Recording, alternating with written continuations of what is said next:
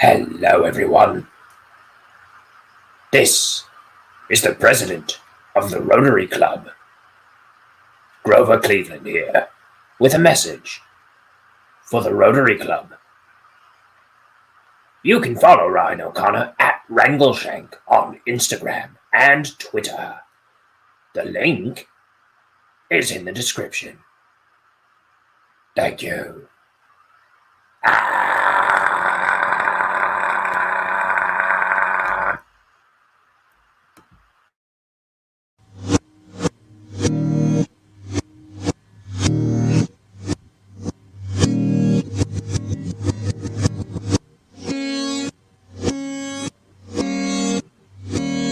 It's time for Ink the Book Show with your host, Ryan O'Connor.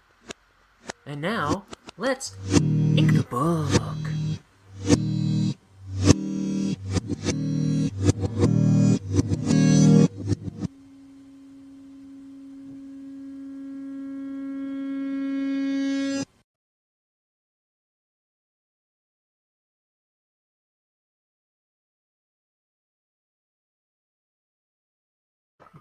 Could have sworn I hit that. Hey! It looks like the new camera's working out. I think. You tell me. All right. I have been just lounging around, not doing much this morning so far.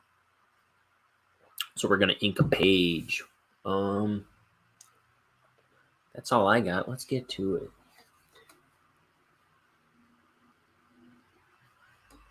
This one's a full one-panel page. Let's see. Get my tea out of the way. Got my ink. You know what I need? To not spill my ink. I'm gonna grab some chocolate.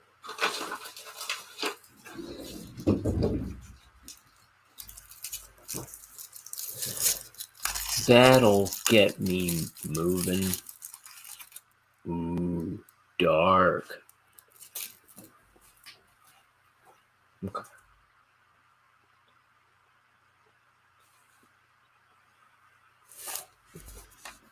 Let's see. We're gonna start with the main attraction, because it's the most important thing on the page.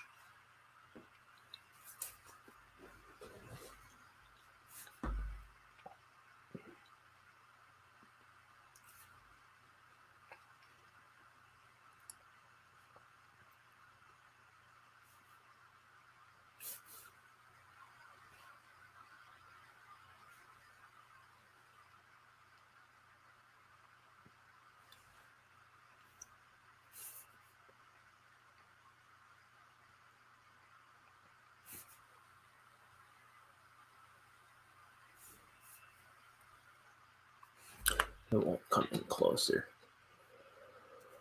So it's Thursday morning, or afternoon now. When I come in that close, I start running into the camera with my brush.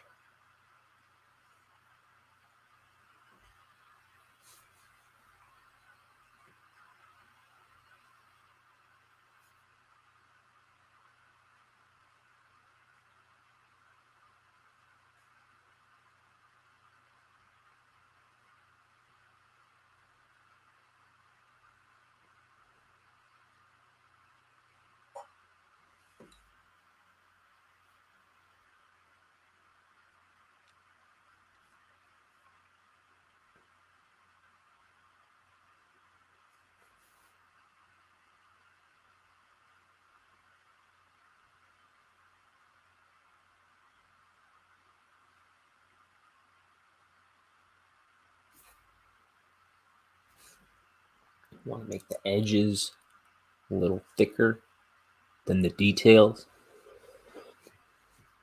to help it pop.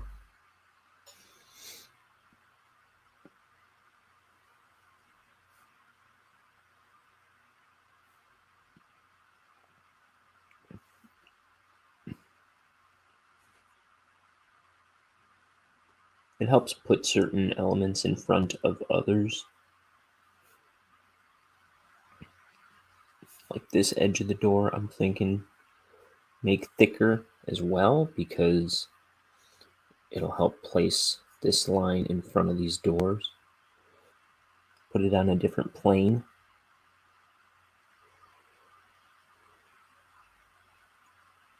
A little more of a dominant plane.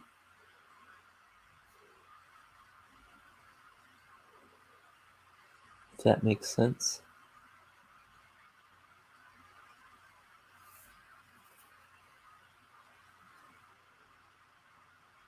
Do the same with those door handles. If you'll... Oh, come on. Oh. See? Connect this window to the building. There we go.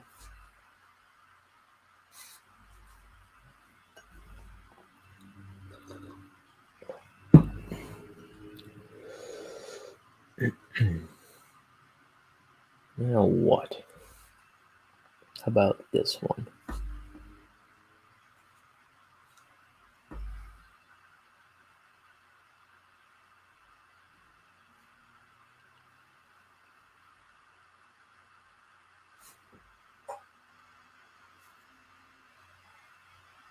Dude, this thing's kind of spazzing out with the focus.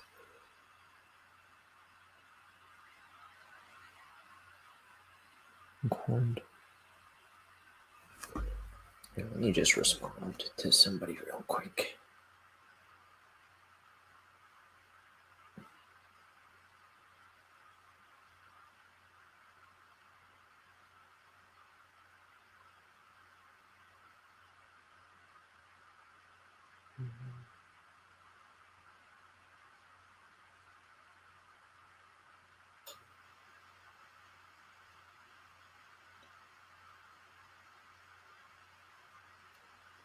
Okay.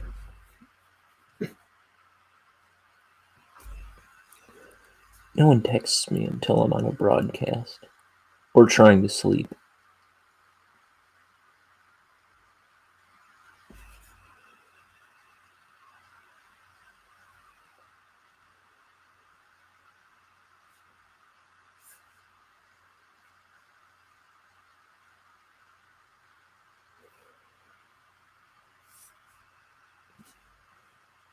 Some kind of crumminess on this brush for a second.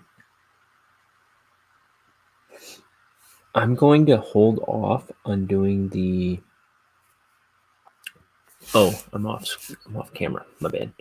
I'm gonna hold off on doing this hatching on the left-hand side of these cubes, these faces of the building.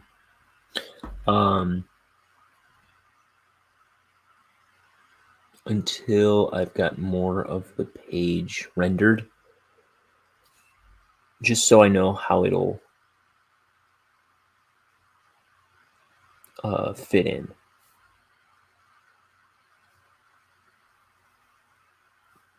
Because I might want to throw it to straight black. I might want to leave it and just render it in the coloring. Could be. Might want to hatch it. But it'll be easier for me to decide once more the page is rendered here.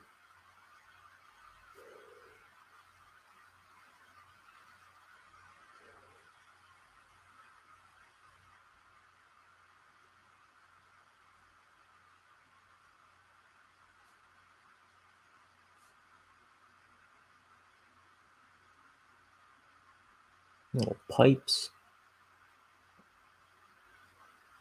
The solid hatch.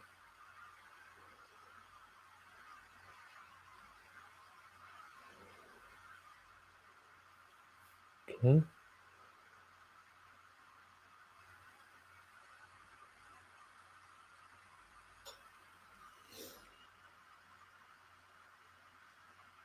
Let's see the shadows in these pipes is backwards. Dude.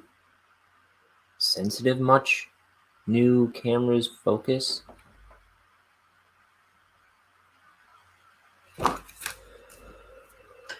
Like caramba. So the shading is on the opposite side of the inside of these pipes. Because the idea is the light is coming from this way, right? So the light is shining against this side of the inside of the pipe. But then it's not getting to this side of the building.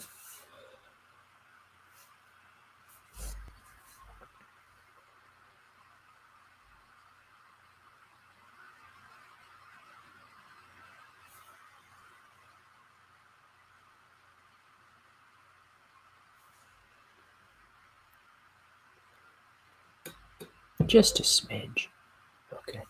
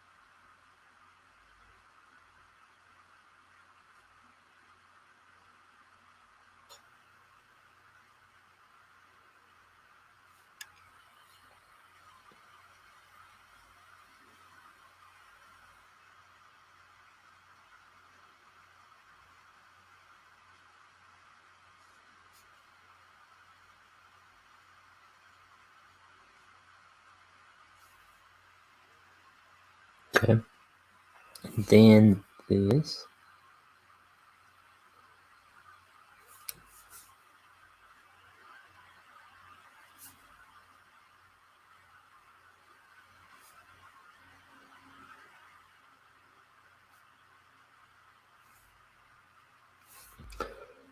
And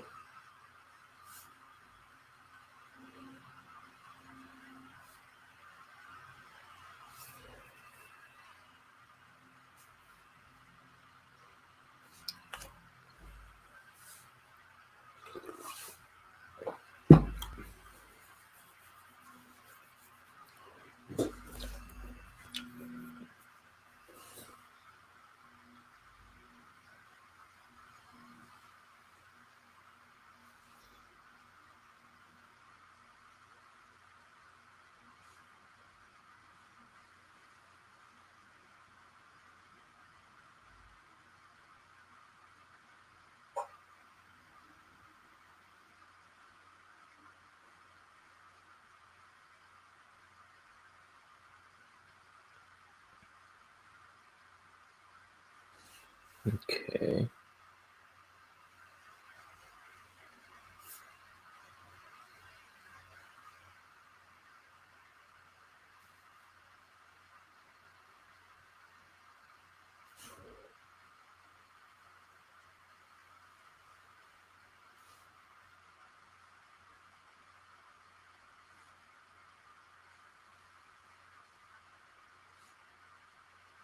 Um, I think I'm gonna leave the line weight on those lines. I think.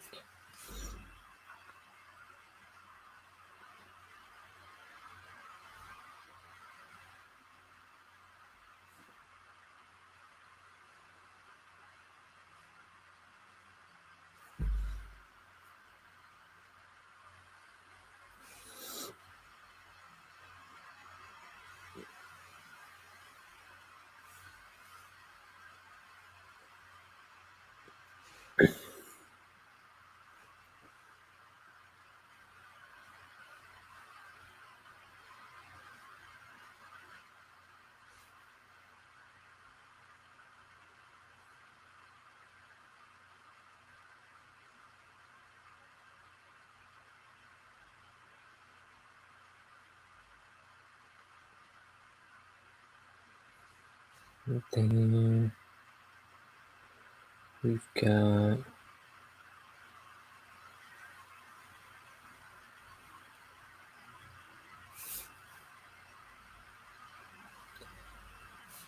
this window.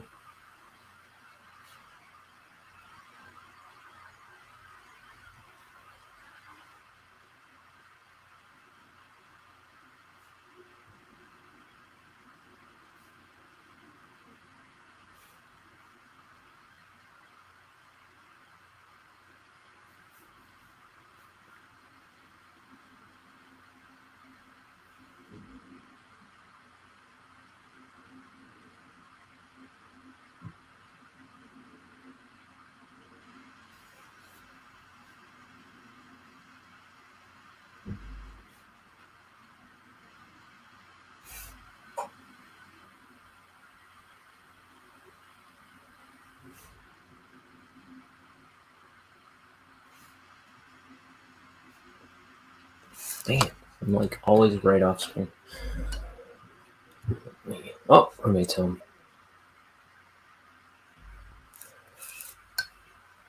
Time to put some pants on. Okay.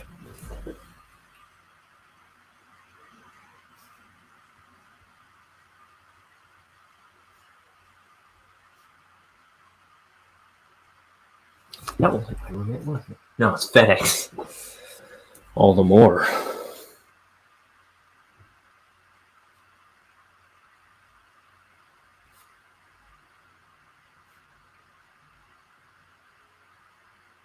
Better put some underpants on too.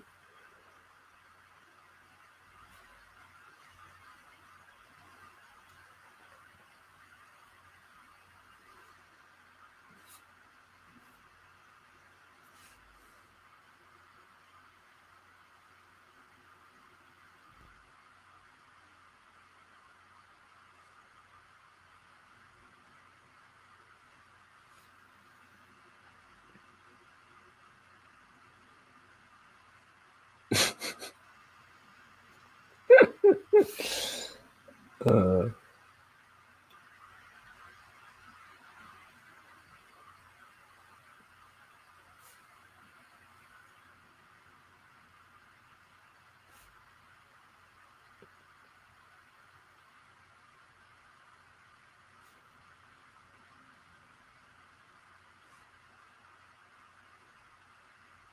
Dang it.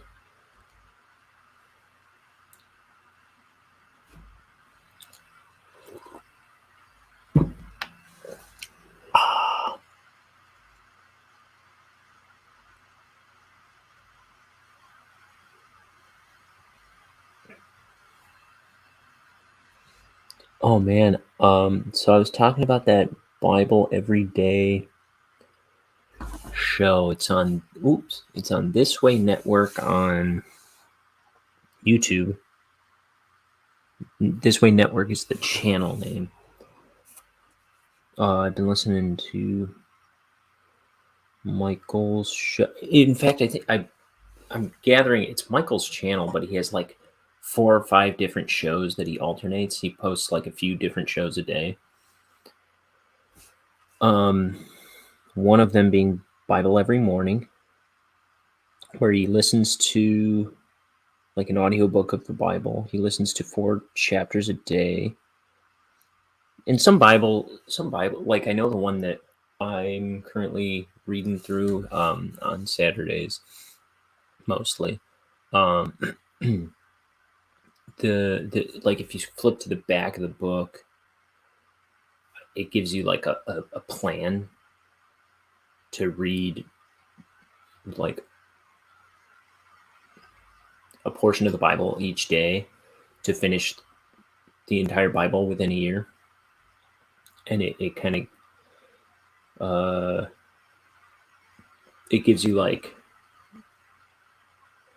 3 or 4 chapters a day, and there's apps I guess that run it too. And so he's just like following that plan, and so he'll listen to 3 or 4 chapters of the Bible each morning, and then he writes down notes while he's listening, and then he kind of goes over them. So I've been checking that out. And but I also came across in the depths of his video archives on his YouTube channel, I saw that there were some interviews with this guy, JP Moreland, who I really like. And there was one I was listening to last night where he was talking about angels. And I know he's battling cancer and some other stuff, I guess, in recent years. And I guess he was stressed with anxiety and all kinds of... He was just kind of really worried and bothered for a while a few years ago. And he was praying for... He said it occurred to him to...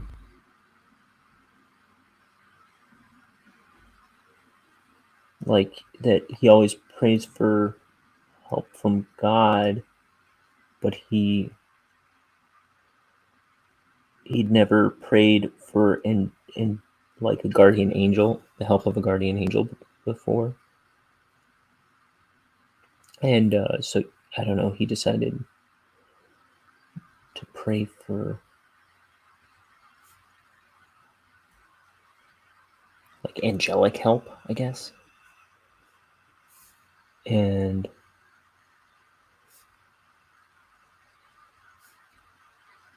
he was going through like 5 instances where somebody on separate occasions over like years and like since then, because he does all these like lectures and stuff, and I'm telling you, he's not like a fantastic guy, or like he's not one to just, I don't know, like it. He's not like all that fanatical. He's very scientific and practical about what he discusses, and but he does these lectures all the time about like doing apologetics lectures, and several times over the next few years, he was having all these people come out of the woodwork just randomly, like hadn't discussed that he had done this prayer or anything, and then all of a sudden someone that had attended a lecture of his wrote him an email saying that, I was kind of afraid to tell you this, but there were like these 3 figures, one really tall one behind you and 2 shorter ones on the sides of you, and they appeared to be protecting you. And I wish you would go listen to him discuss it, because I was pretty wowed by that story. But it was like 5 separate occasions over the next few years. It was just like all these 5 people had no knowledge of him discussing any of the previous times. I've never heard him talk about it otherwise, or anything particularly supernatural happening in his life. And here he's discussing it on this like meager, barely starting channel.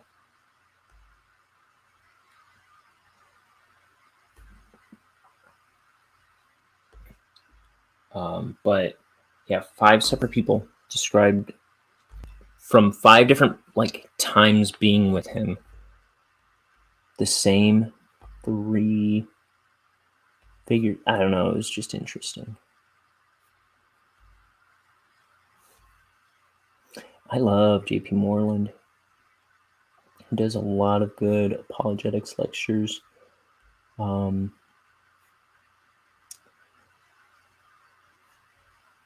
he talks about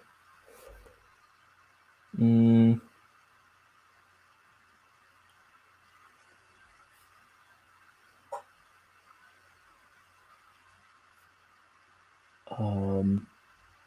does he talk about?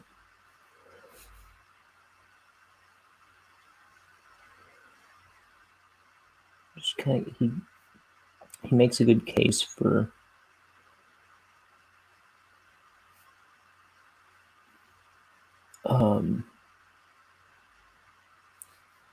why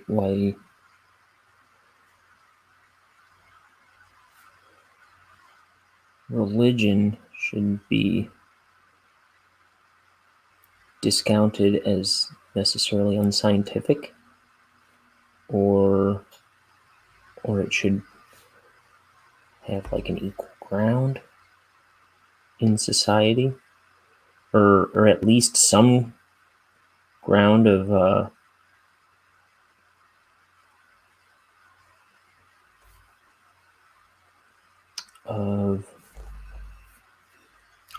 I can't articulate myself half the time, of credibility in society.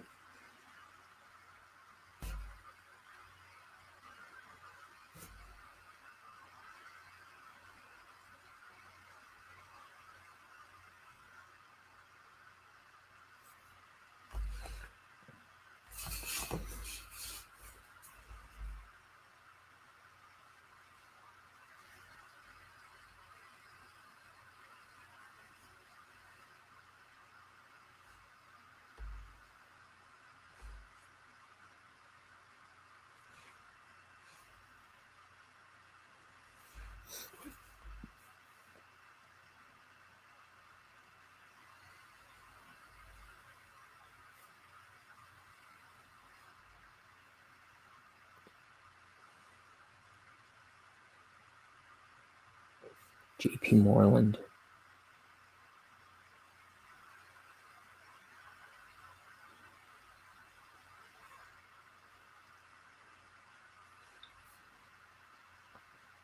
I like listening to good apologetics, which is just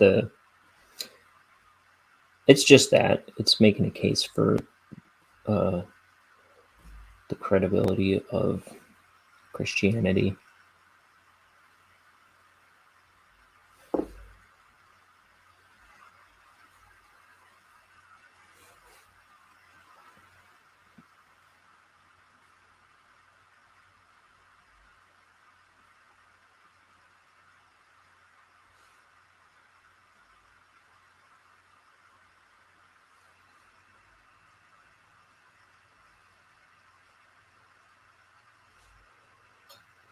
There's another, it's maybe an hour-long one that I listened to with Dr. James Tour.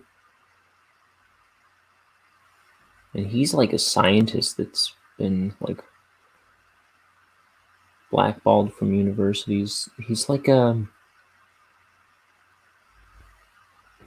what is he? He's some kind of let's see. James Tour. He's a chemist and nanotechnologist. And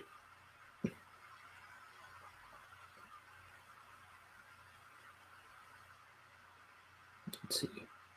Professor of Materials Science and Nanoengineering and Professor of Computer Science at Rice University in Houston, Texas. He supports the idea that life could not have arisen spontaneously, and his work is being used by various religious groups to challenge Darwinism and the theory of abiogenesis.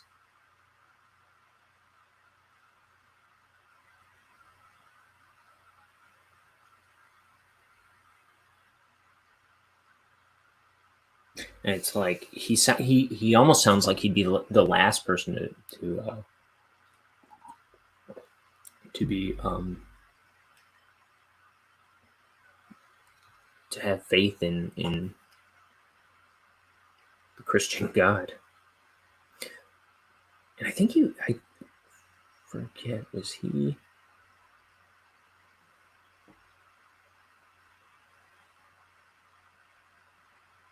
I don't know. I don't want to say false things about him. Let me see. J.P. Moreland.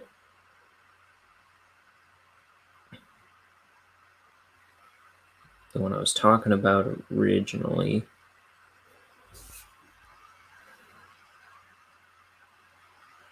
He's a philosopher, theologian, and Christian apologist. Currently serves as a distinguished professor of philosophy at Talbot School and Theology at Biola University in La Mirada, California.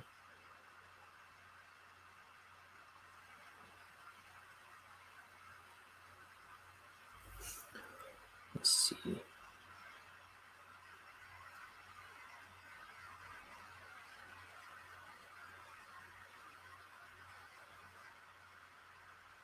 Neuroscience and the soul. Who defines what is real? I don't know. But being familiar with him, I mean, a little familiar with him. I'm not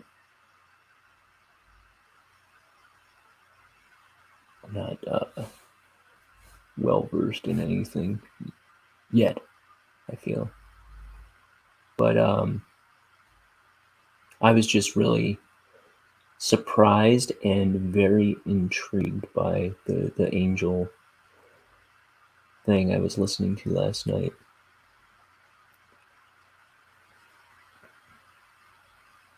And afterward, I was like lying in bed. My room was starting to feel all spooky. I was like, are there angels standing around me right now?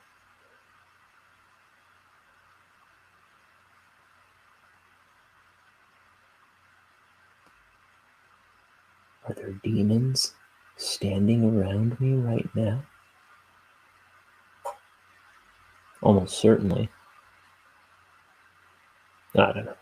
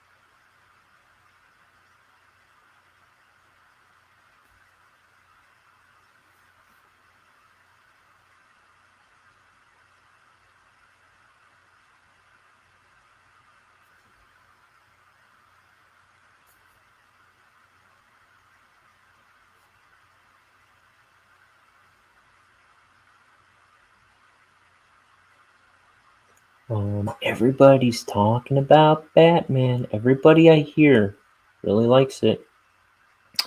One of my buddies was telling me that it's really good, but you got to buckle up because it's a 3-hour movie. It's like 4 minutes shy of 3 hours, I think he said.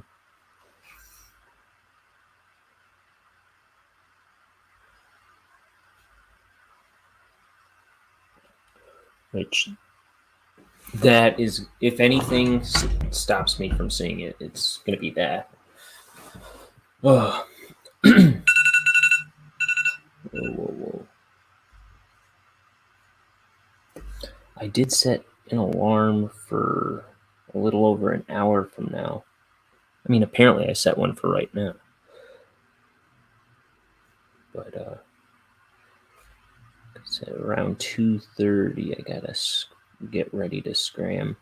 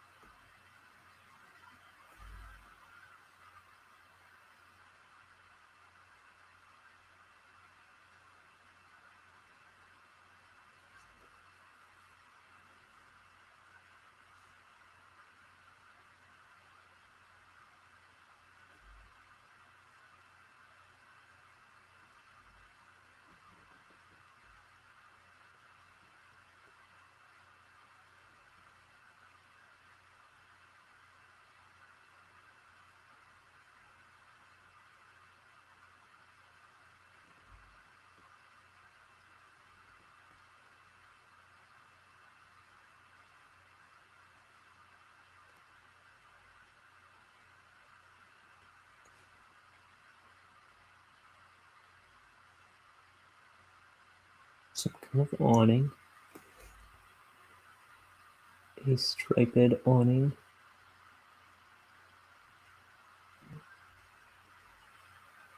What?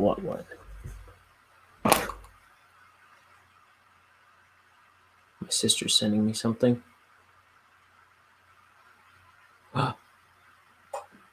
Ooh.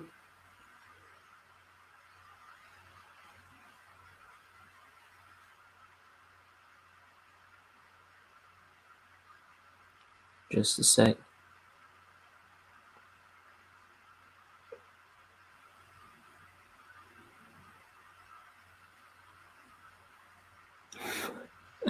I didn't respond the way I meant to, but it works. My sister goes, heads up. And then she sends a picture for a Polaris show. Polaris is, I'm pretty certain it's the creators of Pete and Pete had their own band, and they do the theme song for Pete and Pete. And I guess they're doing a tour or something?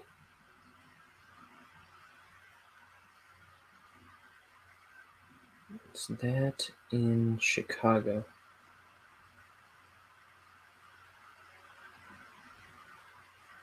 She said she was scrolling for upcoming summer shows at different venues, and this is at Lincoln Hall. Couldn't believe it.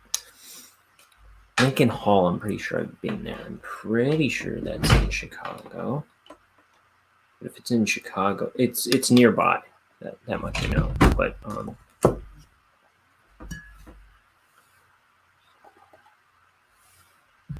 yeah, it is. Cool.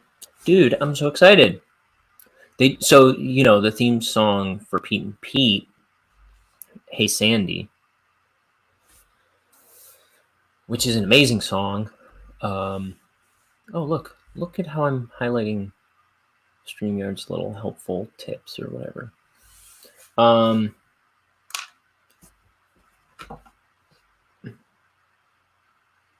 my roommate's texting me. Yes. This is the Ryan responds to his texts show.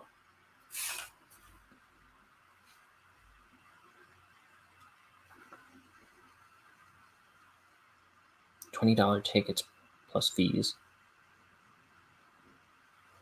Bossa Nova, I say.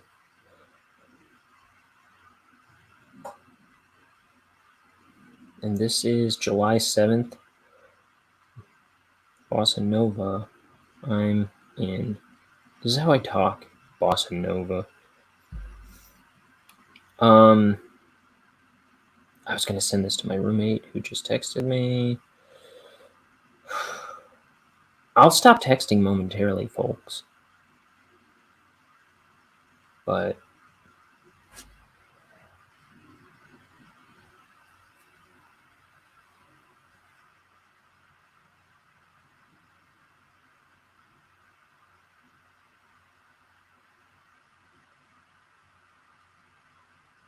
oh, he's telling me to bring in the box that was just delivered. So maybe I'll run out and do that in a moment. Good grief. What entertainment.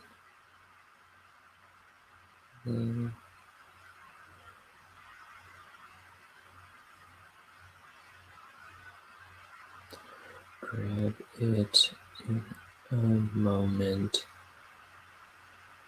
There. Done texting.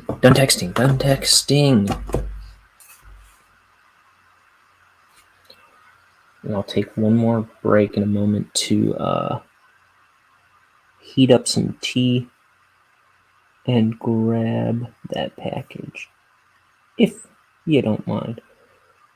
See, here's something I've been trying to do for this show. When I have to run away from the room to like go to the bathroom or grab a package that was left at the door, I want to make like fake commercials to cut to. Well, now I can. It's just a matter of finding time for it.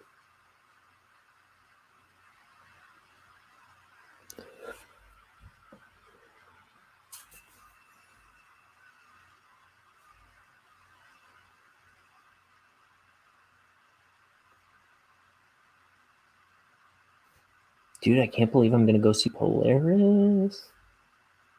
I better snatch that up. $20 tickets. People my age will go nuts for that. I gotta say my age now, because nobody knows what the hell I'm talking about, it seems. Though, I saw a kid last night, like, must have been 12, wearing the coolest Goosebumps One Day at Horrorland sweatshirt. I think it was like not quite tie-dye, but it was like it was a cool color style hoodie.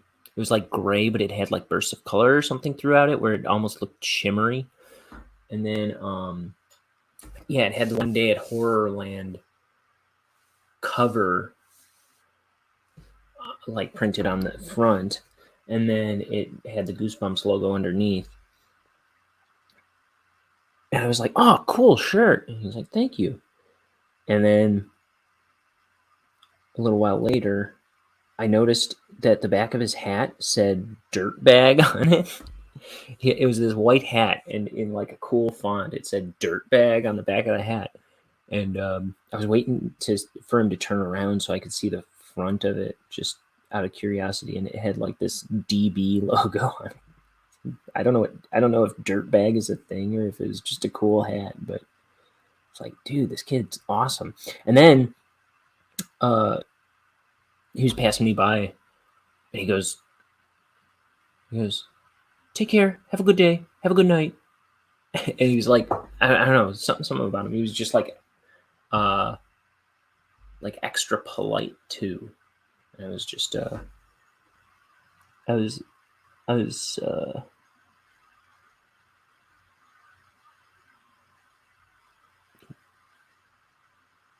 really liking that kid. Seemed like a good kid. And he had good taste.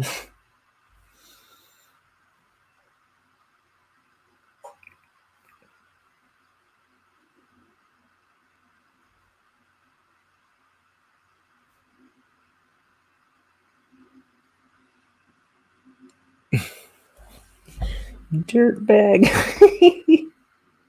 This clean cut little kid.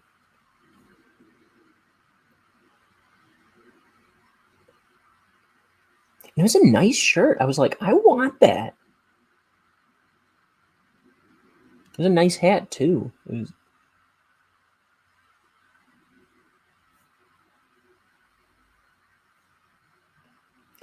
So this logo I made up a long time ago. And it's the CW for Cruxworks, but it's supposed to look like a skull. And I think when I color it, it's going to be bright green too, I think. Where it's supposed to imply a skull. If you can see that.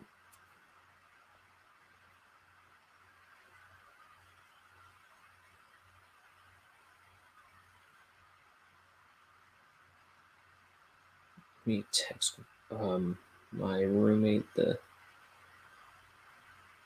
details about this show real quick. So Polaris show at Lincoln Hall, July, right? July? Ooh, I don't think I... 7. I think I sent it to the wrong person the first time. Oh, no, I just didn't send it. That's interesting.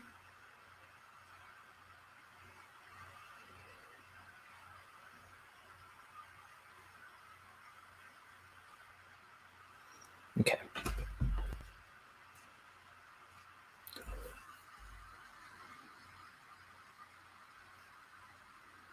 No wonder you didn't respond to that.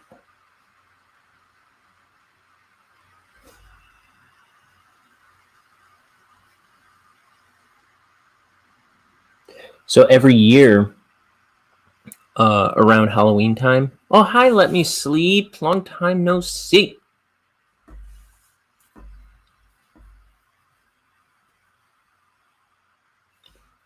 What you laughing at? What did I do now? I don't even remember. So yeah, every year around Halloween time, me and my roommate, we always watch the Halloween. I only have season 2 on DVD. And I think they only put the first 2 seasons on DVD. But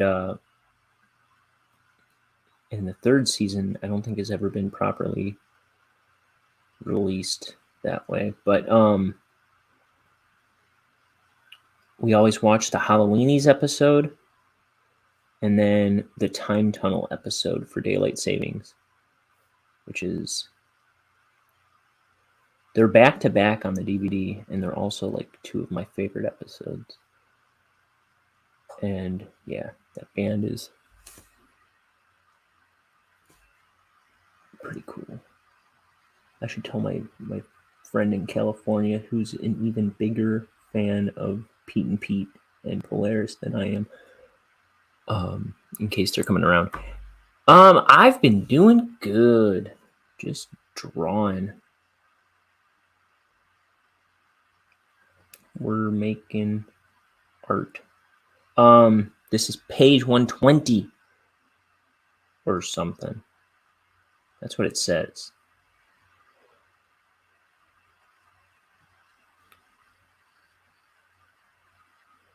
Not much. Oh, yep. She asks. So yeah, page 120 is what it's saying.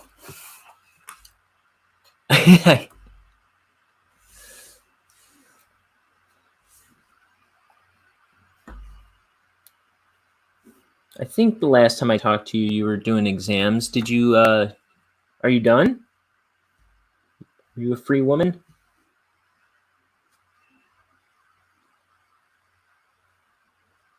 I forget.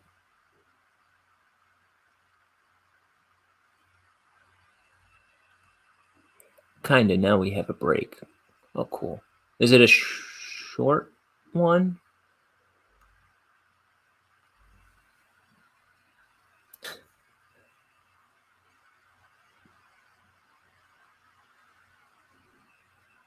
For a week. Okay.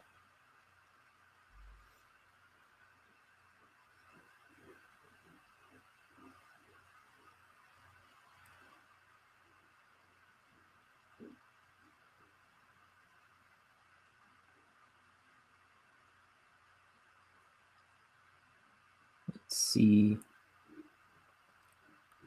So, do you have any plans for your break?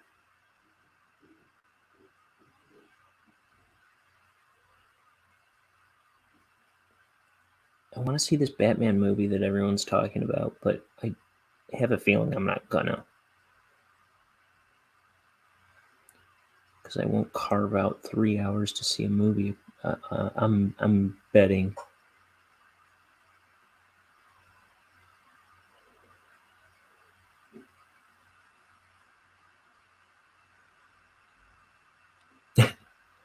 Oh wait, a really short one, but then I only have 3 months of school left. Then you're a free woman. Yeah, everyone's talking about it.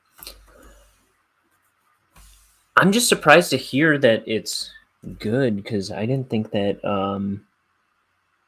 Robert Pattinson, I didn't think he would be a good Batman.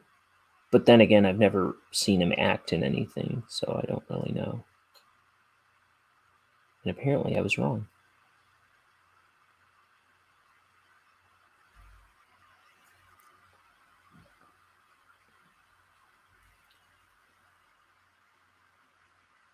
Oh, you're going to a birthday this weekend? Cool. My dad, tomorrow. Ooh, I gotta make him a care package or something. My dad is getting his knees replaced tomorrow. Oh my god. It's gruesome to think about.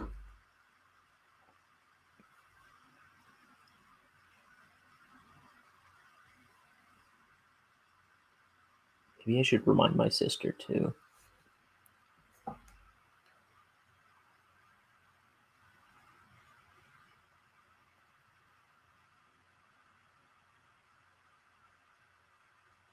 Just third dad is knees.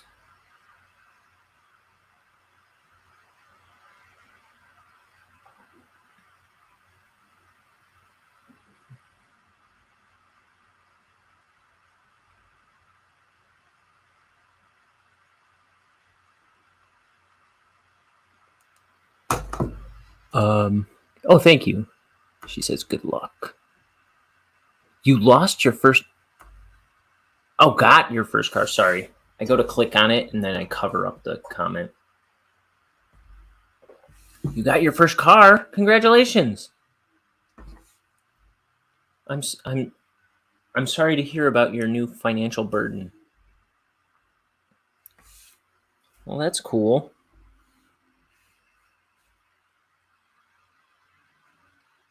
So you can come and go as you please. Are you living at home, like with your parents?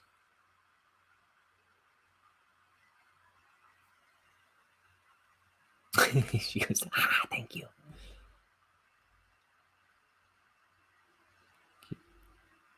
So your job is going to give you more hours. Okay. Yeah, I remember I didn't get my license until I was, I didn't get my license until I was 20. And just relying on everyone to give me a ride everywhere and my parents to pick me up from work all the time.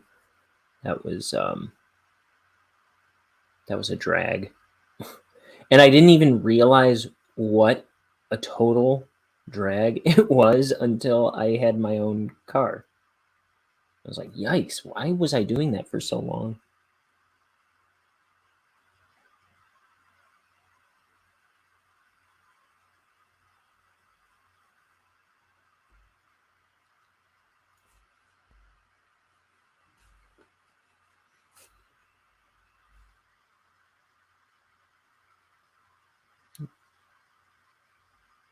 It will be nice.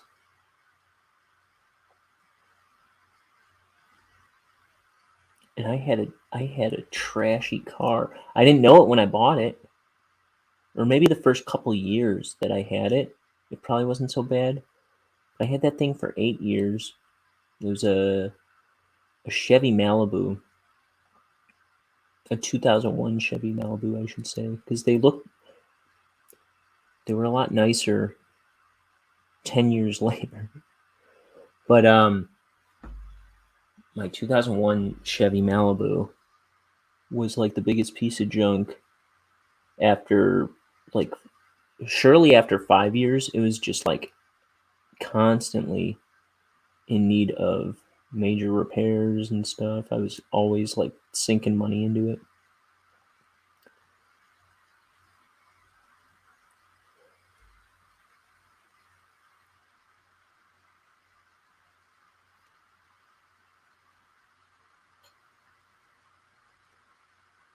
My car now, this second car I've had, which I've had for 7 years. It's been a lot more easy to deal with.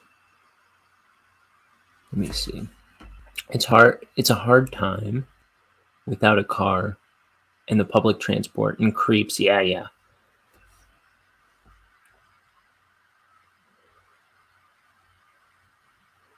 Yeah, I used to hear horror stories from my sisters who would take like the train to school out to the city every day. And yeah, that does not sound fun. And it's like,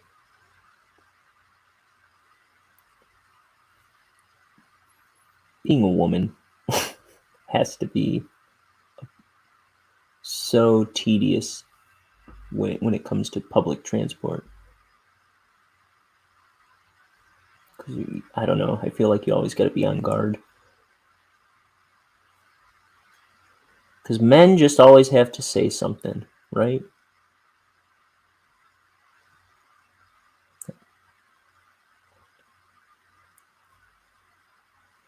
I've worked with a lot of young girls that I'm like that I'm in charge of over the years, like I'm their supervisor or whatever, and it's like the general public just creep on young girls. It's like I'm like always trying to like protect them, and it just never ends. Sometimes it's like I had a friend who she'd be like, "Yeah, this guy keeps asking me out, and I don't know what to tell him," and I'm like, "Tell him you have a boyfriend." And she's like, "I don't want to lie." I was like, "Well, you shouldn't have to lie, but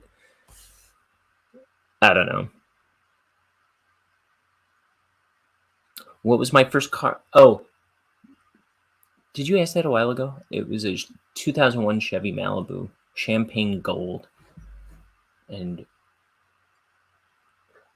it was identifiable most because where like after the first couple of years, I would pump gas and it would like after the first couple of years, there was like this big rust stain around the fuel place of the car. What do you call it? The little fuel spot. And then it was missing like 2 random hubcaps. It was just junk. I told the dude I have a boyfriend, and the next day he asked me to be his girlfriend. Yeah, that kind of stuff.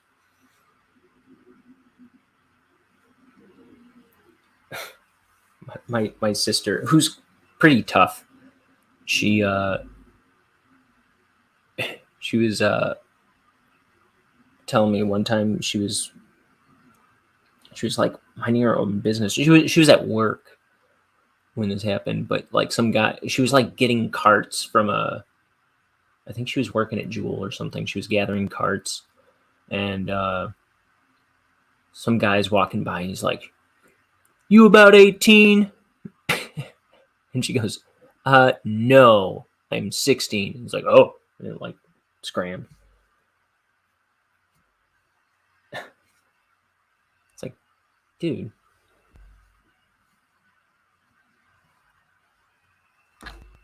Oops.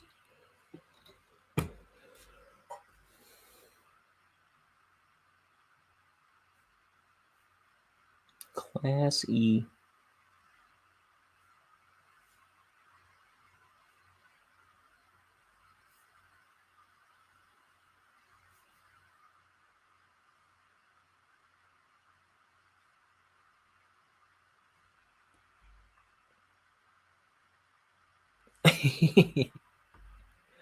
Yeah.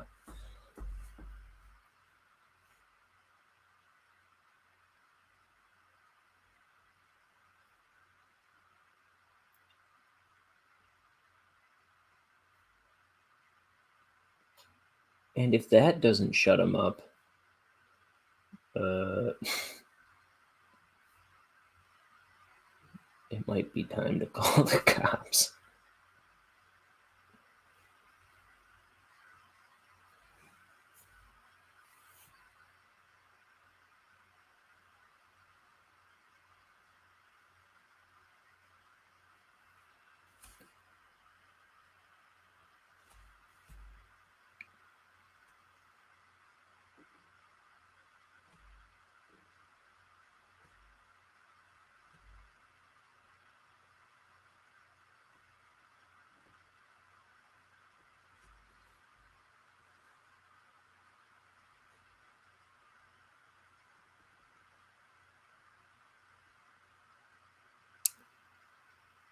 Or just act crazy. Yeah.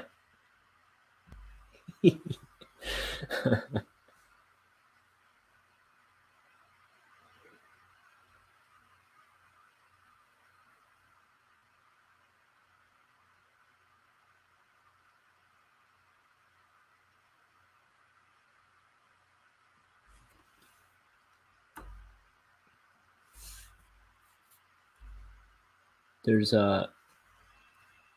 so my favorite band, They Might Be Giants. They still have a dial-a-song service. Let me see. I'll try calling it up. So like in the 80s,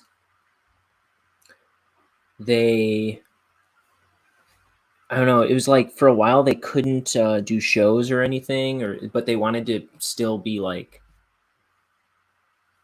I don't know, but they still wanted like a presence in the community or whatever.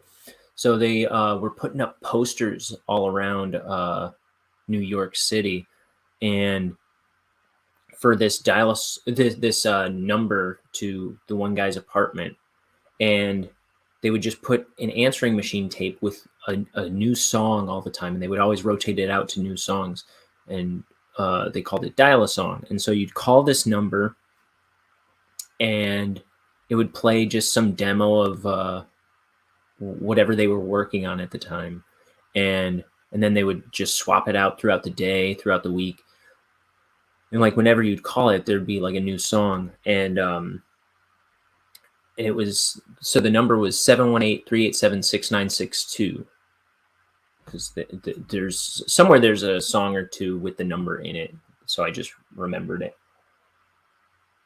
But now it's since changed because it disappeared for a while, but they brought it back. So it's 844-387-6962 now. Let me try calling it. And now it's like they've been doing songs off their last couple albums or whatever. So hopefully I don't get a copyright strike or something, but it'll be phone quality. So let's try it.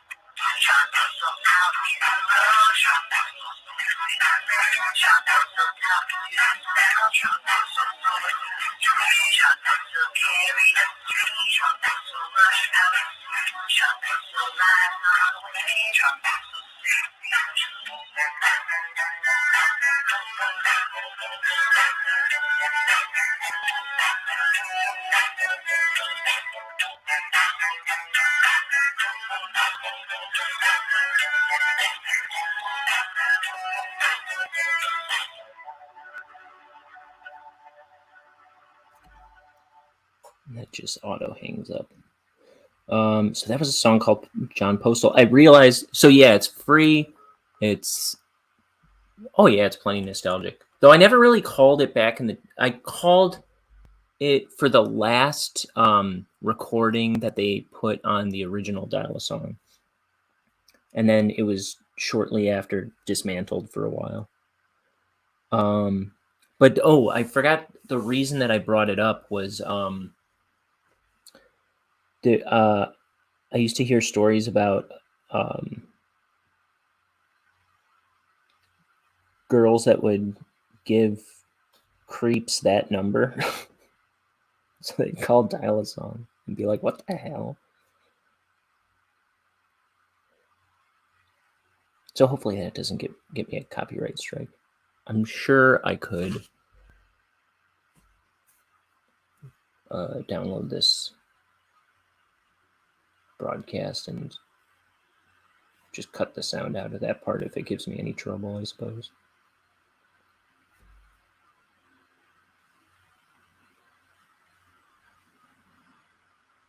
Though that album is not on Spotify.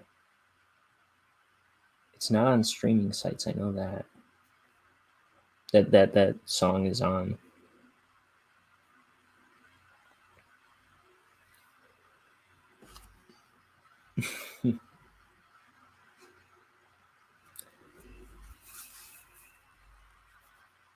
Like I always used to hear about girls giving guys like numbers to suicide hotlines or something like that. But when I heard that, I was like, oh, that's amazing.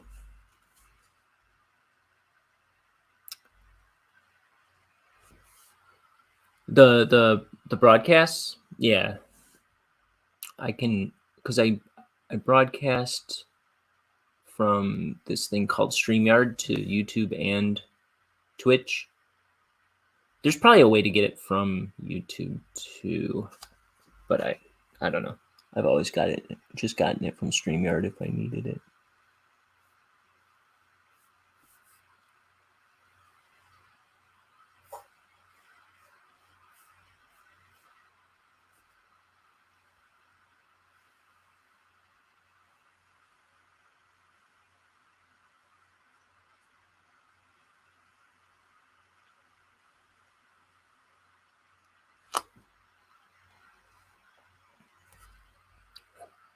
YouTube converter, so you can download it to your phone. Oh yeah. I used to have that like installed on my like I don't know, when I would open up the internet, it would be right there on my like toolbar or whatever.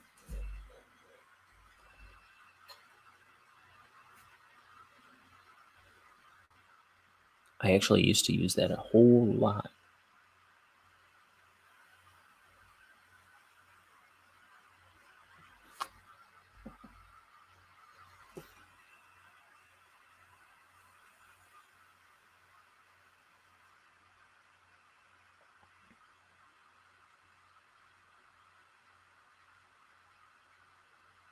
These almost look like chess pieces.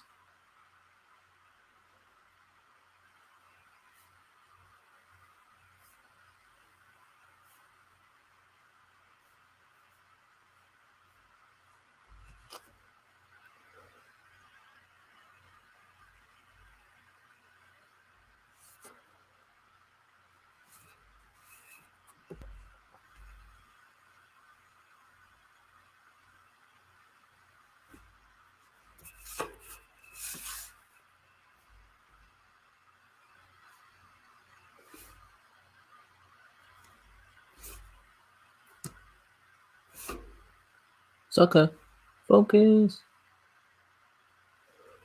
This new camera. I think it's a better camera, but I'm having a hard time getting it to stay focused all the time. Or it just kind of like spazzes out when it comes to focusing.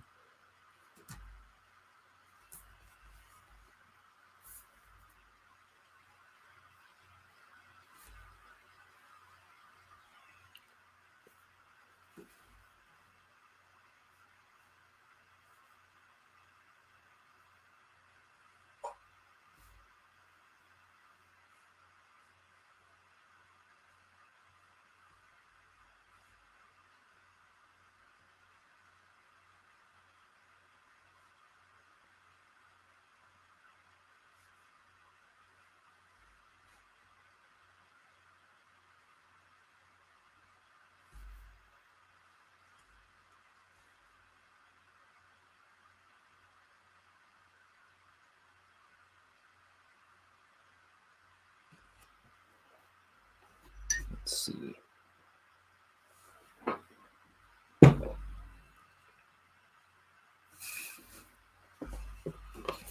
So then, oops. This is like the curb.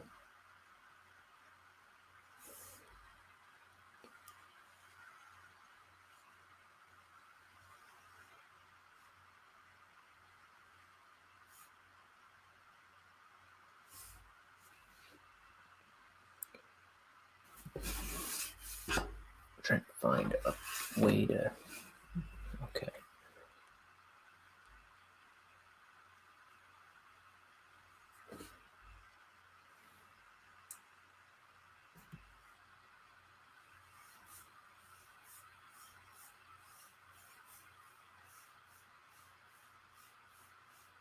This is the road.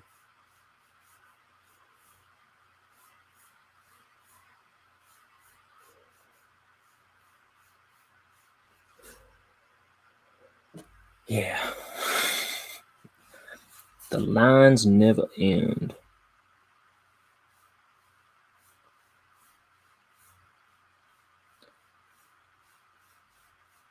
I like doing hatching for the road.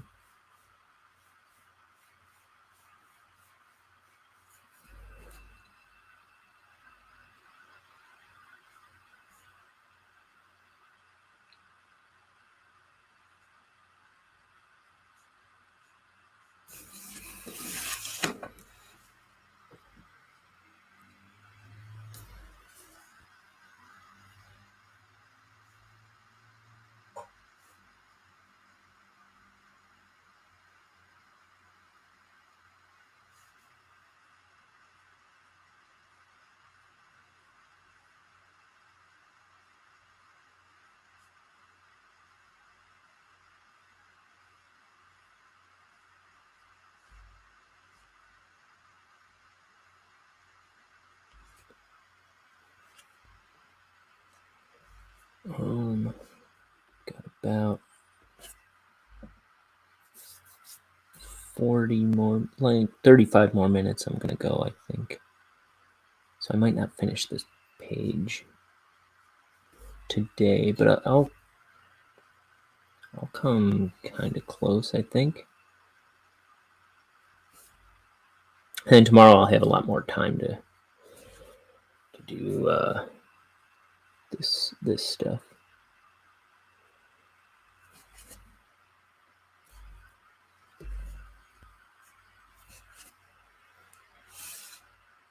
Okay. Oh yeah, these stinking fences too.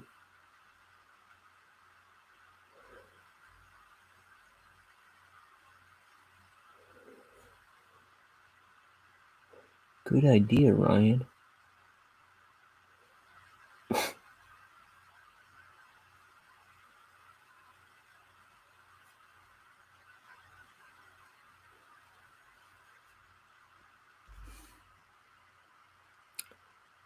Isn't that the end of the page? Oh, there's all this up here.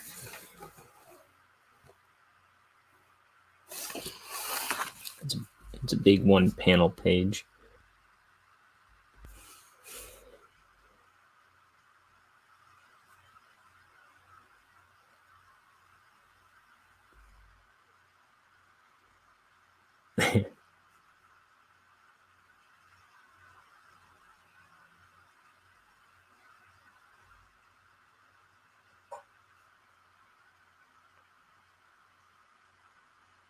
So this is where Bonehead works. This is the Crux Works Poison Factory.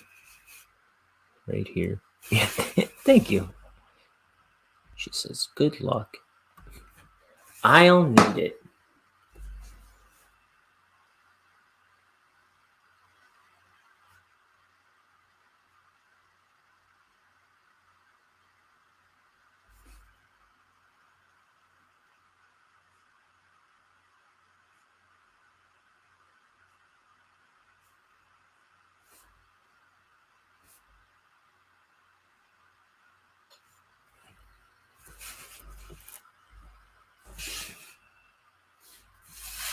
Okay. Hey, sucker. Focus. Art's down here, sucker.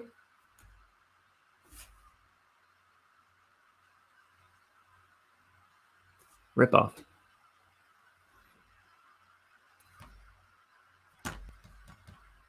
No. You numbskull. There's got to be a way I can adjust the sensitivity on its autofocus. There's got to be, right?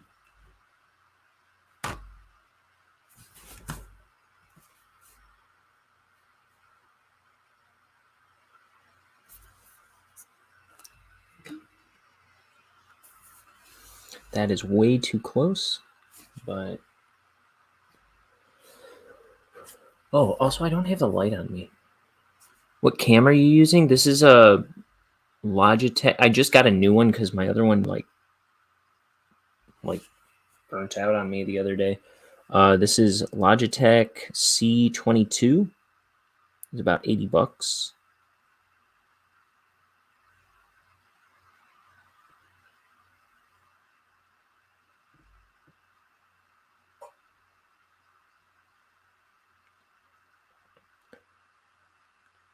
Yeah, I thought it was my computer malfunctioning the other day. And I didn't know what was going on. It couldn't find my camera anymore. But it could find my mic. And I was trying to figure out what was going on, and I see all the wires at the end were like all frayed.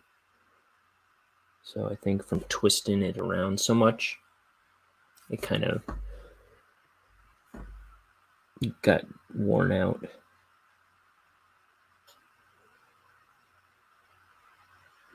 Because that camera was always coming loose on the little stand I have it on. And so I always had to like twist it around back the other way all the time. I think it just wore the wires out. Oh, never used those in class. Yeah, it's just a webcam.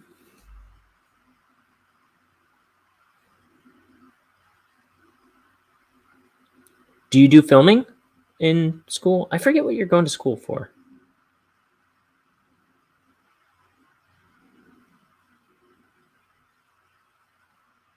Oh, but are you talking about like using like Zooming into classes?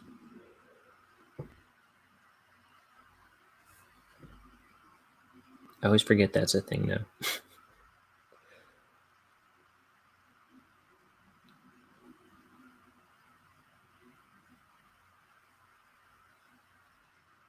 Oh, okay. Cool.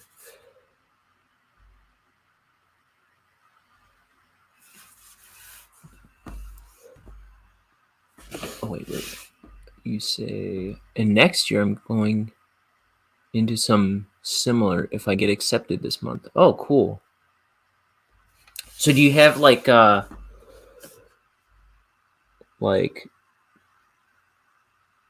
psycho art films that we can watch somewhere online?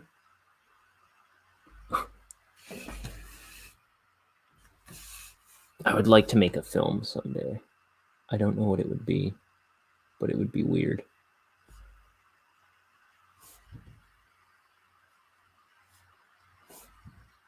And I think it would have to star Liam.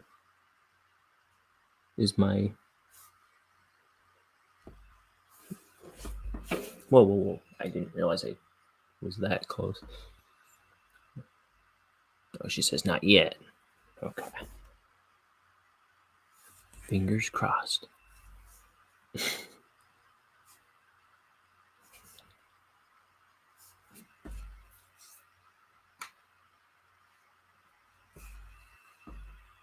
Okay, is that whole building drawn? Yes, it is. We're working on something, but it won't be online, and it's just to pass the class. I was the producer of that project. Cool. I did some weird little films with friends in art school. Like there's one where I don't think there's anything impressive or good at all that we did. I could be wrong. There might be something neat. But I remember me and my buddies made a film out in the woods somewhere where I was just like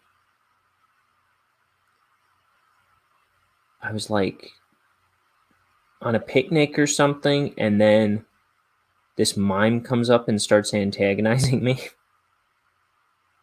Although my friend who played the mime,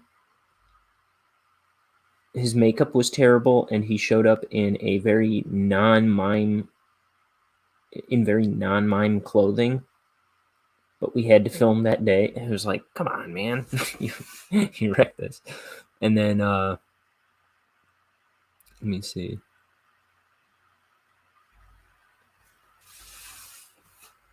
And then what else? I know there was one where we were filming. I know we were filming on a green screen, but I don't remember what we put in the background.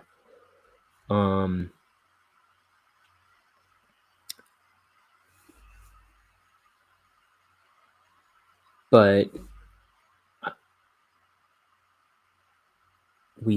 I know it was like,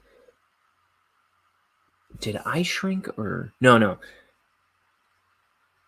My roommate, he made a shrink ray out of some like Nerf gun or something, and he painted it up real nice and made it look cool. I think he put a light bulb on it. I wonder if he still has that gun. He should if he doesn't. But I have a photo of it somewhere where I was really impressed with him.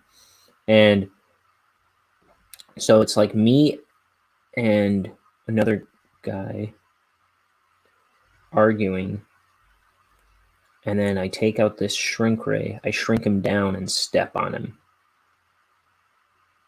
And I think that was probably one of the cooler ones we did. That day I also filmed a toy dinosaur walking around on that green screen, and I wanted to do something with that, but I never did. And that footage is long gone, I'm sure.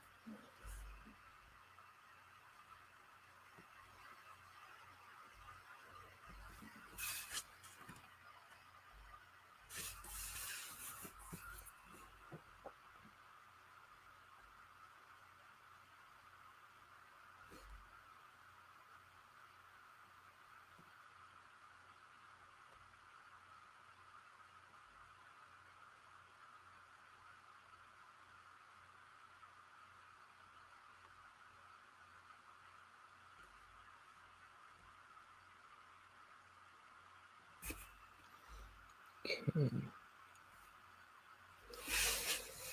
You still have the footage? No. Like my roommate might have that shrink ray one. He might have that mime one somewhere saved on a hard drive. Because I think those were both his projects. So I'll have to ask him. That would be cool to find him.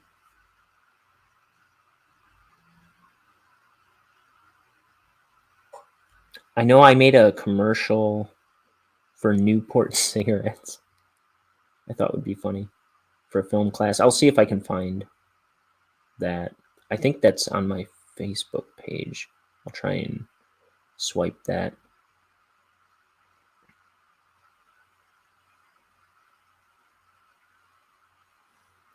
It's like me and all my friends like throwing a football around, and like my one friend, she's pulling like a roast out of the oven or something. But we're all smoking while we do this stuff.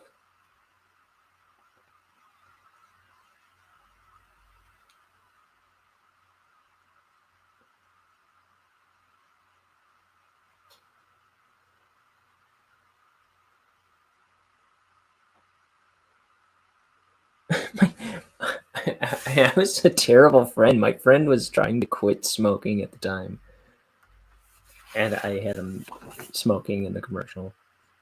It was terrible.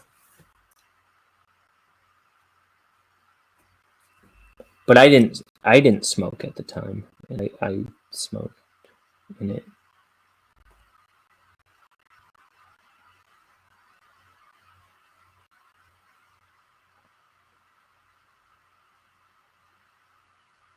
Or I think I remember telling everybody, don't inhale.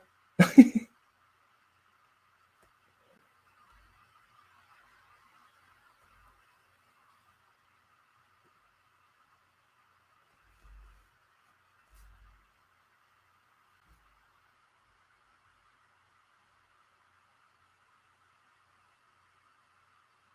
just thought it would be funny to do a commercial for cigarettes, because you're not allowed to make those. I mean, like, they're not allowed to air commercials for cigarettes.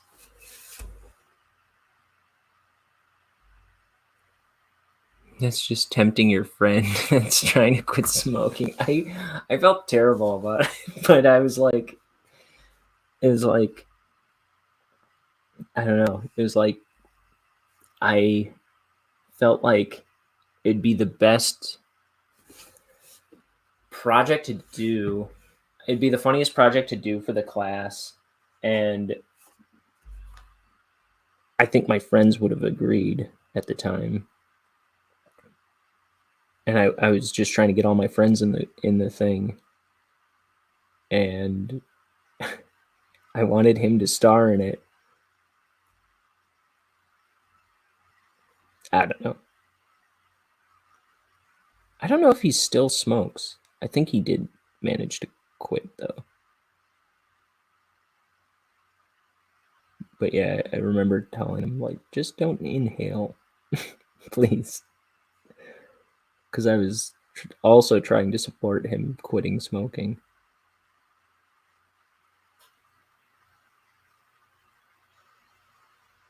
And I wasn't filming that commercial.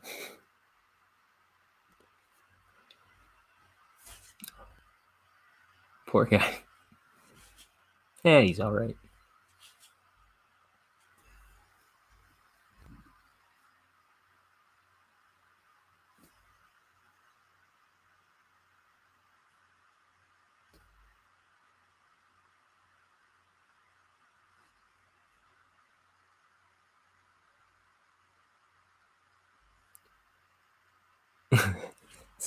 Support, bro.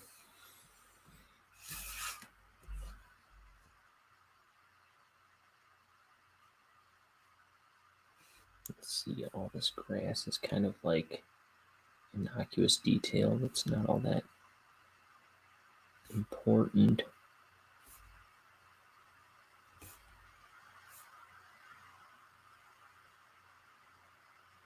I think I could always do that tomorrow. Let me get up here. So there's this building on the side.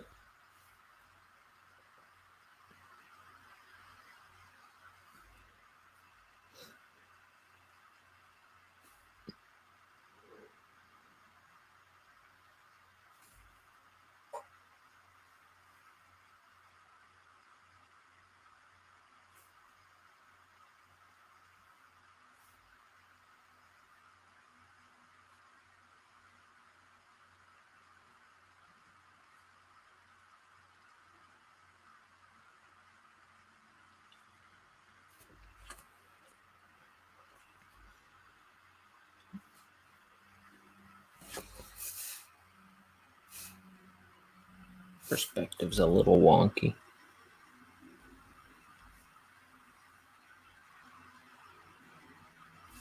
But what else is new? I'll wait for that to dry a bit.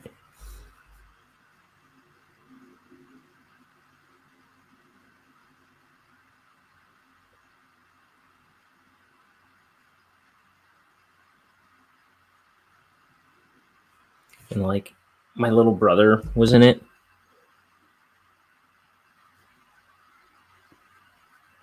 And who was like, I don't know, like 11 at the time, maybe.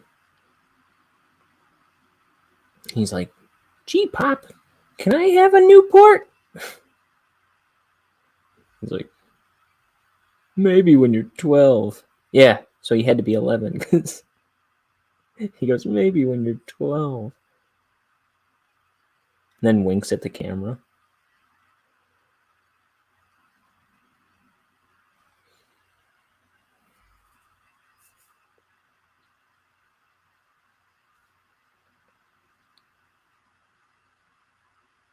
I remember I wrote a jingle for it too, but I don't think we made it because we didn't have a way of recording it properly.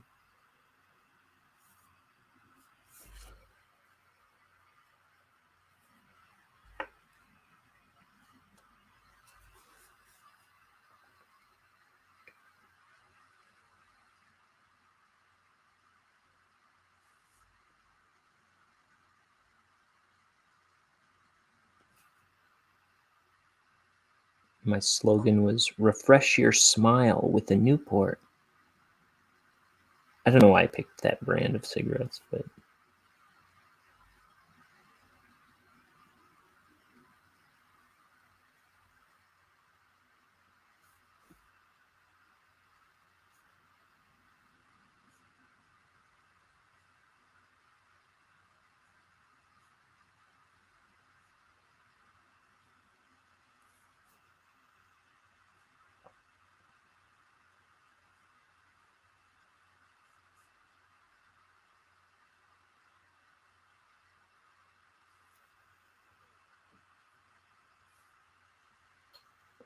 little bushes here.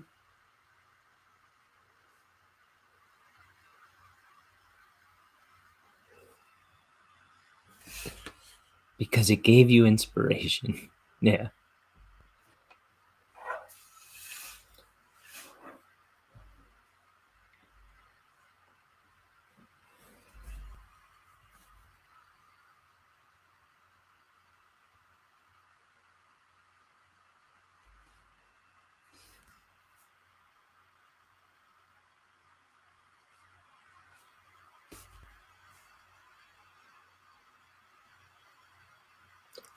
I usually don't know why I make decisions in art projects.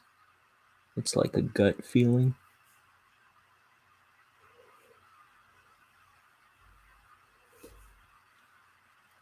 Like when I know I want to go with something,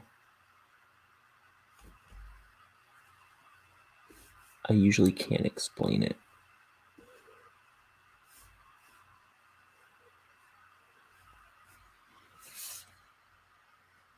It just seems right in my head.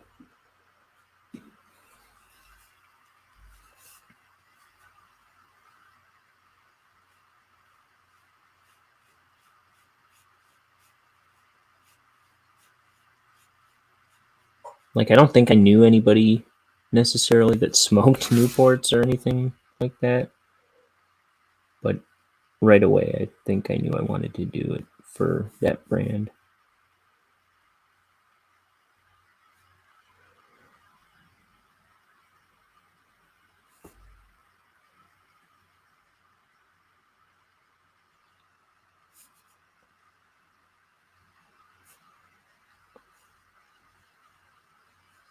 I'm big on trusting my gut. Like they say don't judge a book by its cover. But it's like, I judge books by their cover all the time. Like, the big one is like diners and stuff. Like, if I like their sign and their name and the look of the place, I'm like, I gotta go there. I'm gonna like that place. And I'm usually right. Or TV shows, like, I can usually tell what I'm gonna like just by the poster or whatever for it on Netflix, or sometimes just by the name or something. I don't know. Like, right off the bat, I could tell. Like, when I first heard of Game of Thrones, like, I don't think I saw any footage or anything. I was just like, I'm not gonna like it.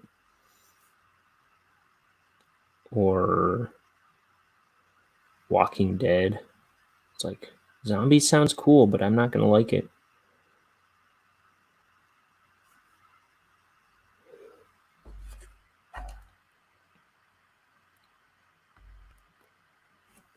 Mood. It makes you want to actually read the book. Yeah.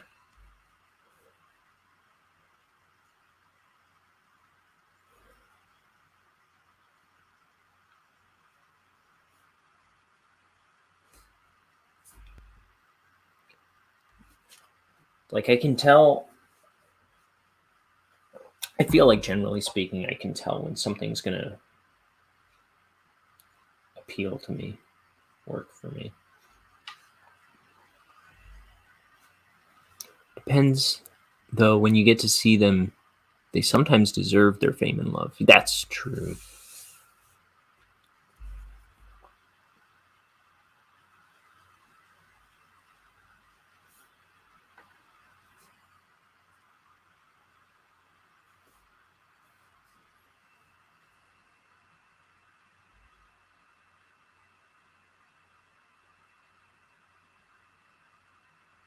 I don't know if I wanted to put that to black.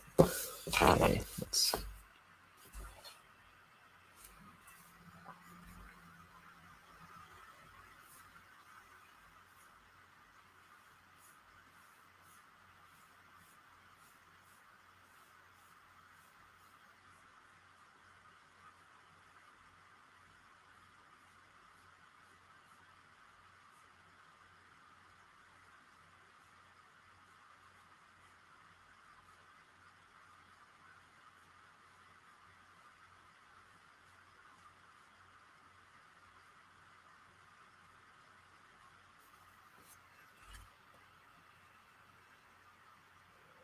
Let's see.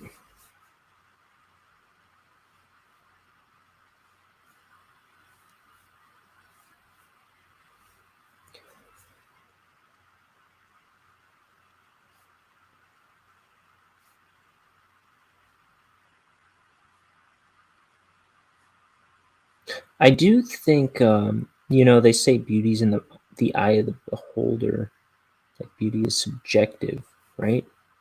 I think there's something to the idea of objective beauty, though. I think things can be correctly appealing, truly appealing, or like, because I think there's truth and math to like math alone. Like math is true, and it's just out there in the universe. Math blows my mind. Not that I'm good at it, but like when I but then I but then there's music, right? And that's like there's like science and math to what makes music work, right? And I think I suspect that can translate to art as well. Like you look at golden ratios and stuff like that, and I mean,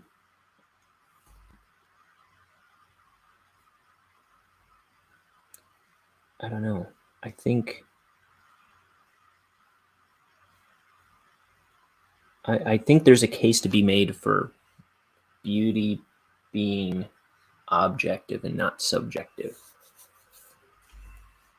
Like there is true beauty and there is false beauty. Like, oh, you're wrong, that isn't beautiful. It's kind of like morality. If everybody's doing something that's morally wrong and saying it's not moral, could still be wrong. Like if tomorrow everybody decides that eating babies is virtuous, like we all decide it's okay, we can all be wrong about what's moral.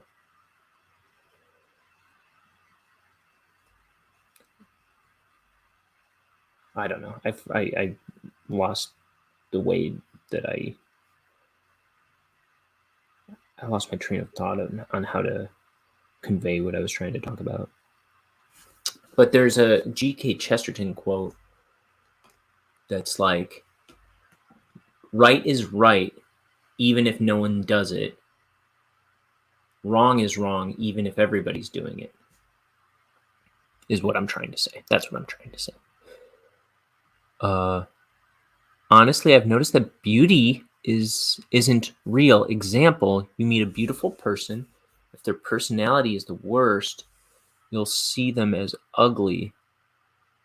People won't think they're beautiful anymore. But I think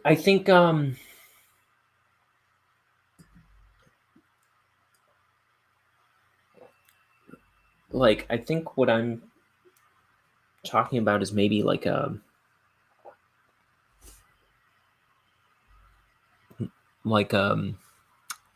inner beauty, and that the perhaps the physical beauty is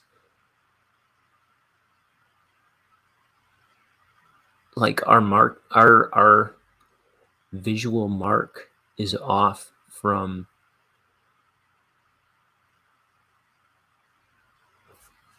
what is true. I don't know how to talk about what I'm trying to talk about.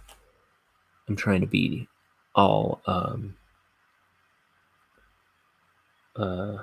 highfalutin.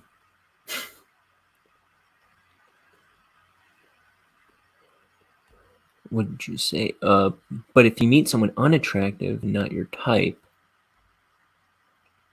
and their personality is the best, you'll see them as the most beautiful person ever.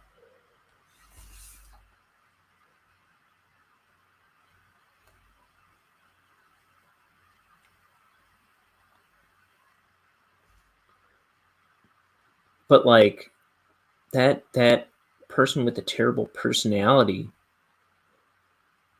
you know, they might very well marry somebody else who has a terrible personality. Or maybe they'll marry somebody with a beautiful personality too.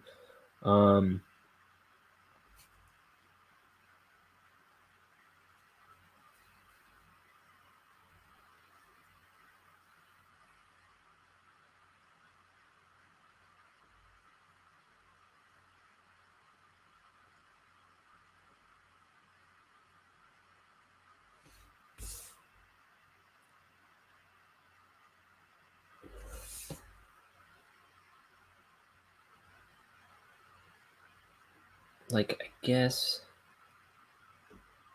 trying to say that maybe people are regarding beauty by incorrect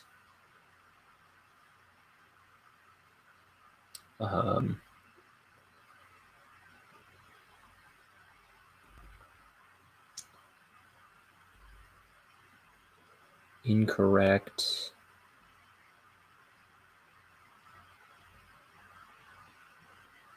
metrics.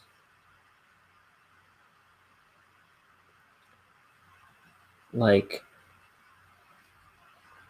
I don't know quite how to wrap my head around it all.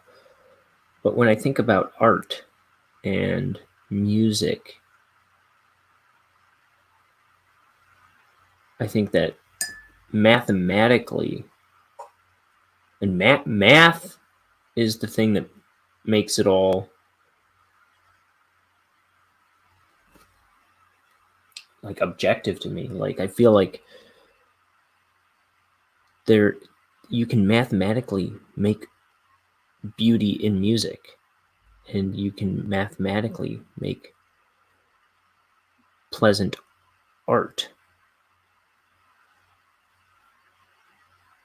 And I wonder if there's, and there's stuff that, stick figures drawn on a, like, drawn, stretched, and skewed, and with dog poop smeared on it, that might somehow be the most amazing art that you ever saw. I don't know. That is not technically beautiful.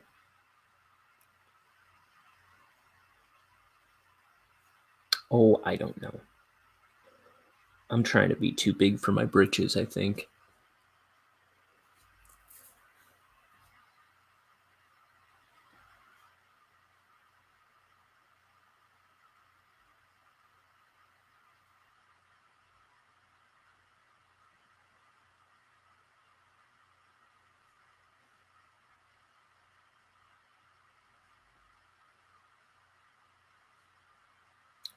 I'm picking apart my own theories, I guess.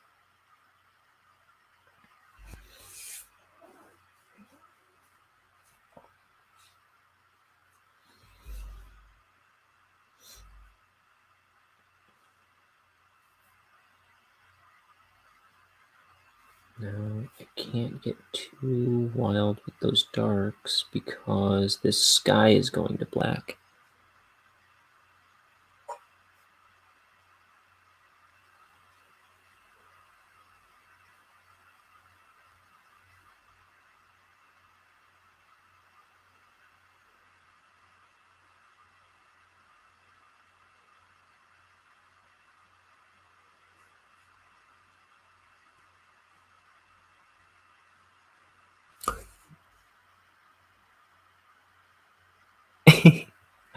I sound like deep conversation or thoughts we get before sleeping.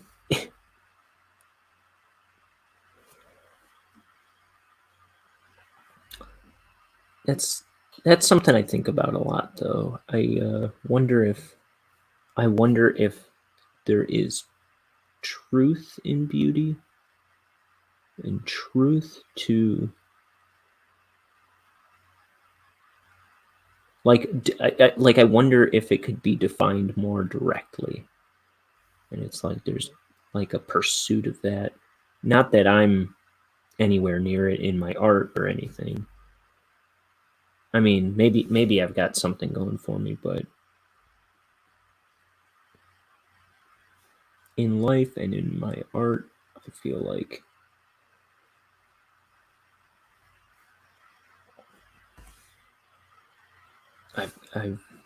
I've got a ways to go.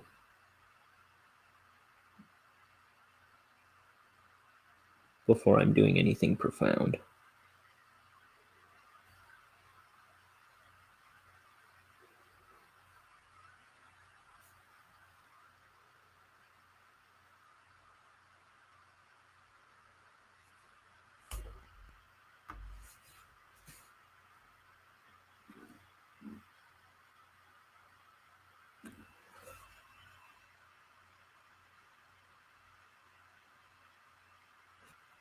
There's too much ink on this brush.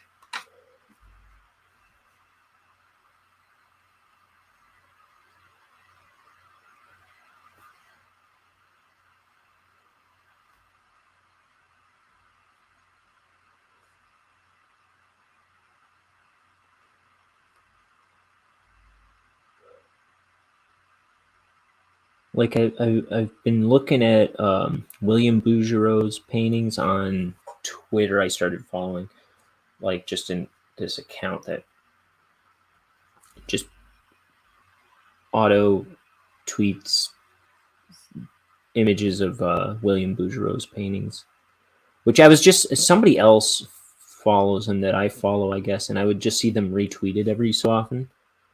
That's how I found out about Bouguereau. But so I started following it because it was like so often. I was like, oh, these paintings are amazing. And I also started following MC Escher. There's so much of his art that I like too. I'm realizing. But when I see those paintings by Bouguereau, I'm like, oh my goodness, I could never do this in a million years. I could take up painting for a million years and never touch Bouguereau. It's simply astounding.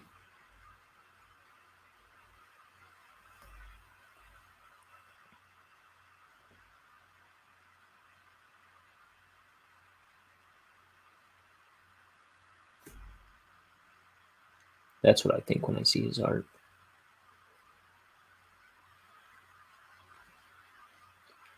And he paints these expressions on children's faces, and like, oh man, it's just so cool.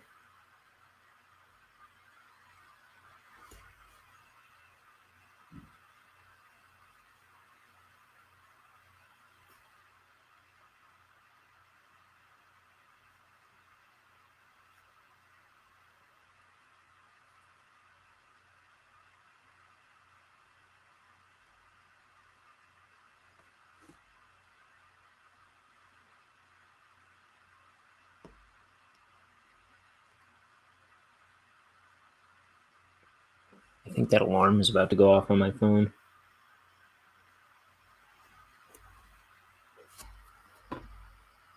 Yeah, a couple minutes.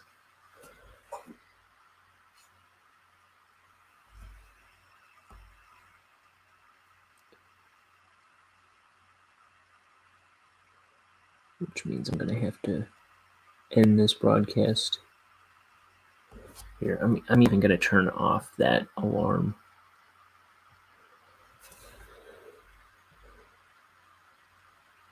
I'll just end it in a second here. Here, I'll do both these clouds, and then I'll have done most of the line work, and then tomorrow, before I start the next page, I'll bring all this sky to black and add any other last details.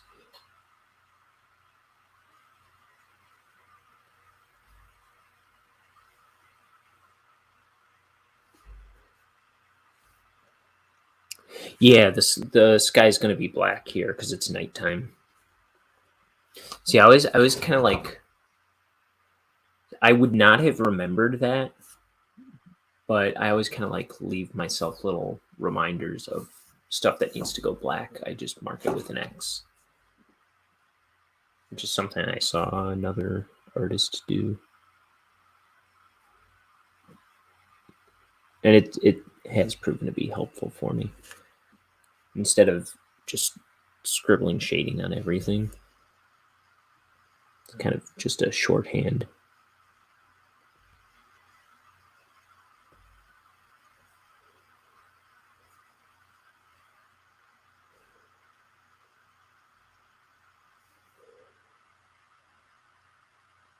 Oh, you thought they were stars.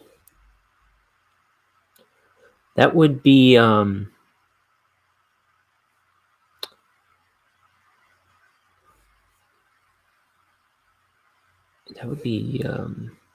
maybe troublesome if I did that and put stars in the sky, which I probably should. Though I guess usually if I have stars in the sky, I would usually make it black anyway. I could have just done that.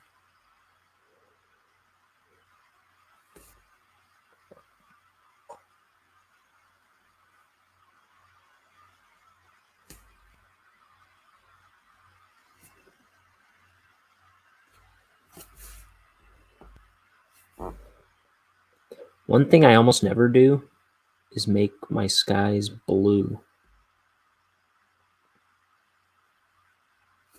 It's just something I decided a long time ago.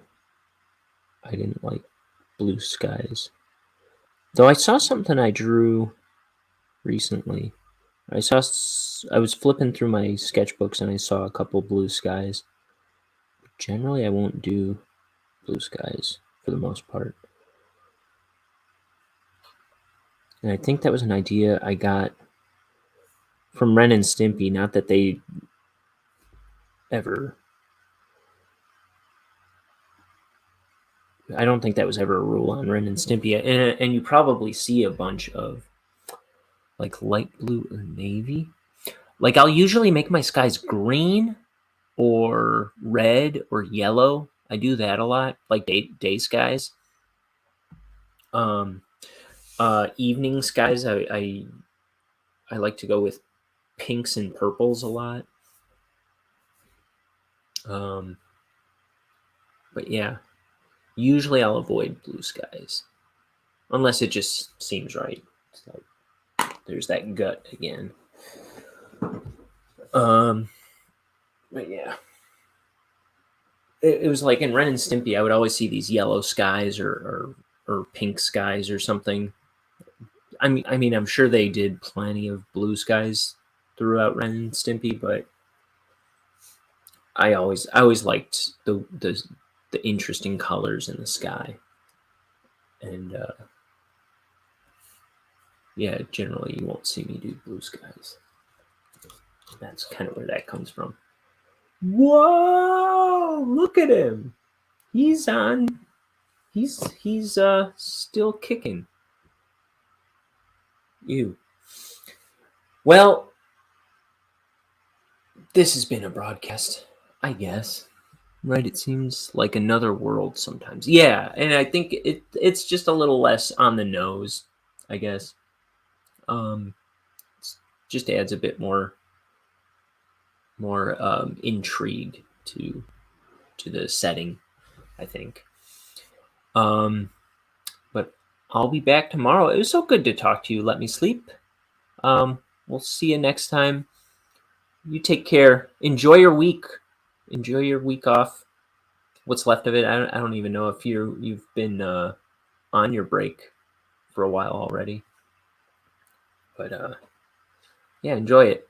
You earned it.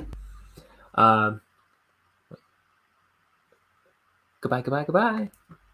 See you next time.